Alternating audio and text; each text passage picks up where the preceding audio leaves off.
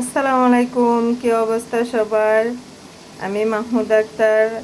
এই তো আজকেও আবার চলে আসলাম রান্না বান্নার ভিডিওতে। আজকে আসলে একটু ফাস্টে চলে আসছি। এখানে হচ্ছে আমাদের দৈনন্দিন রুটিনে এখন করলা ভাজি রাখতেই হবে, কারণ আমার হাজব্যান্ডের ডায়াবেটিস খুব বাড়া। তো হচ্ছে এখানে সাদা করলা ভাজি করতেছি। সব কিছু সারের, বাংলাদেশের কোনো কিছুই ভালো নেই, যে করলা থেকে কত পানি উঠছে।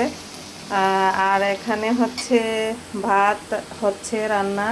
ভাত প্রায় হয়ে গেছে, ভাত এখন মার গালবো।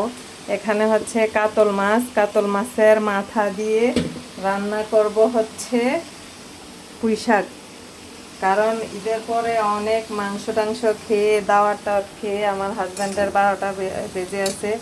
তো আজকে সকাল সকাল রান্নাটা শেষ করতেছি, কারণ ডাক্তারের কাছে আজকে আবার যেতে হবে। তো সবাই আমাদের জন্য দোয়া করবেন, ভালো থাকেন, সুস্থ থাকেন, আল্লাহ হাফেজ।